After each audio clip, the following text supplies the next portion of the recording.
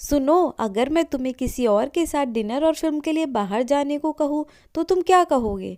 मैं बोला, मैं कहूँगा कि अब तुम मुझे प्यार नहीं करती। उसने कहा, मैं तुमसे बहुत प्यार करती हूँ, लेकिन मुझे पता है कि यह औरत भी आपसे बहुत प्यार करती है और आपके साथ कुछ समय बिताना उनके लिए सपने जैसा होगा।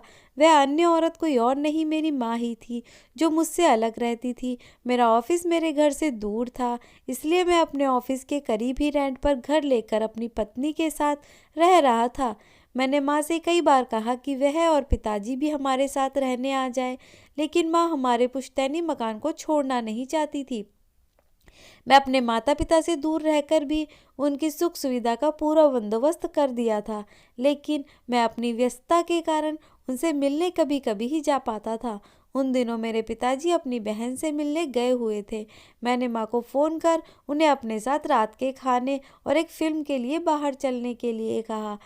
तुम ठीक तो हो ना? तुम दोनों के बीच कोई परेशानी तो नहीं? माँ ने पूछा। उनके लिए मेरा इस किस्म का फ़ोन मेरी किसी परेशानी का संकेत था। नहीं, कोई परेशानी नहीं, बस मैंने सोचा था कि आपके साथ बाहर जाना एक सुखद एहसास होगा। मैंने जवाब दिया और कहा, बस हम दोनों ही चलेंगे। उन्होंने इस बारे में एक पल के लिए सोचा और फिर कहा, ठीक है। शुक्रवार की शाम को जब मैं अपने पुश्तैनी घर पहुंचा तो मैंने देखा कि वह भी दरवाजे पर खड़ी इंतजार कर रही थी। वो एक सुंदर पोशाक पहने हुए थी और उनका चेहरा एक अलग सी खुशी में चमक रहा था। कार में माँ ने कहा, मैंने अपनी फ्रेंड्स को बताया कि मैं अपने बेटे के साथ बाहर खाना खाने के लिए जा रही हूँ।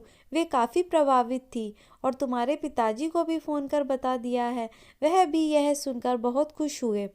मुझे थोड़ा दुख था कि पिताजी हमारे साथ नहीं हैं, लेकिन मैंने वहीं बैठे बैठे यह प्लान बना लिया था कि अगली बार मैं माँ और पिताजी दोनों के साथ समय बिताऊंगा। हम लोग माँ की पसंद वाले एक रेस्टोरेंट में पहुँचे, जो बहुत संपूर्ण तो नहीं मगर अच्छा और आरामदायक था। हम बैठ गए और मैं मेनू देखने लगा। मेनू पढ़ते हुए मैंने आँख उठाकर देखा तो पाया कि वो मुझे ही देख रही थी और एक उदास सी मुस्कान उनके होठों पर थी। जब तुम छोटे थे तो ये मेनू मैं तुम्हारे लिए पढ़ती थी, उन्होंने कहा। माँ, इस समय मैं इसे आपके लिए पढ़ना चाहता हूँ, मैंने जवाब दिया। खाने के दौरान हमने एक दूसरे के जीवन के बारे में बातें की। हमने आपस में इतनी ज़्यादा बात की कि पिक्चर का समय कब निकल गया हमें पता ही नहीं चला।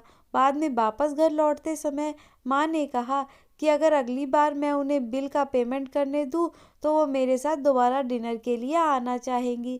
मैंने कहा, माँ, जब आप चाहो और बिल पेमेंट कौन करता है, इससे क्या फ़र्क पड़ता है?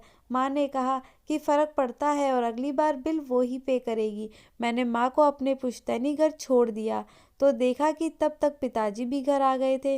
मुझे पिताजी से मिलकर बहुत अच्छा लगा। घर पहुँचने पर पत्नी ने पूछा, कैसी रही आपकी डिनर डेट? बहुत बढ़िया, जैसा सोचा था उससे कहीं ज़्यादा बढ़िया, मैंने जवाब दिया।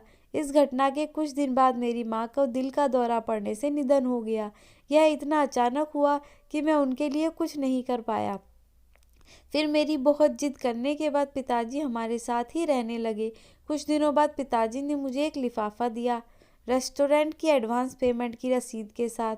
माँ का एक खत था जिसमें माँ ने लिखा था, मेरे बेटे, मुझे पता नहीं कि मैं तुम्हारे साथ दोबारा डिनर डेट पर जा पाऊंगी या नहीं, इसलिए मैंने 2 लोगों के खाने की अनुमानित बिल का एडवांस पेमेंट कर दिया है। अगर मैं नहीं जा पाऊँ तो तुम अपनी पत्नी के साथ भोजन करने ज़रूर जाना। तुम नहीं जानते उस रात तुम्हारे साथ बीता हर पल मेरे जीवन के सबसे बेहतरीन समय में एक था। ईश्वर तुम्हें सदा खुश रखे। आई लव यू बेटा, तुम्हारी माँ। उस पल मुझे अपनों को समय देने और उनके प्यार को महसूस करने का महत्व मालूम हुआ। मैं अपनी माँ को तो ज़्यादा समय नहीं दे पाया, लेकिन मैं अपने पिता के साथ ज़्यादा से ज़्यादा समय बिताने लगा।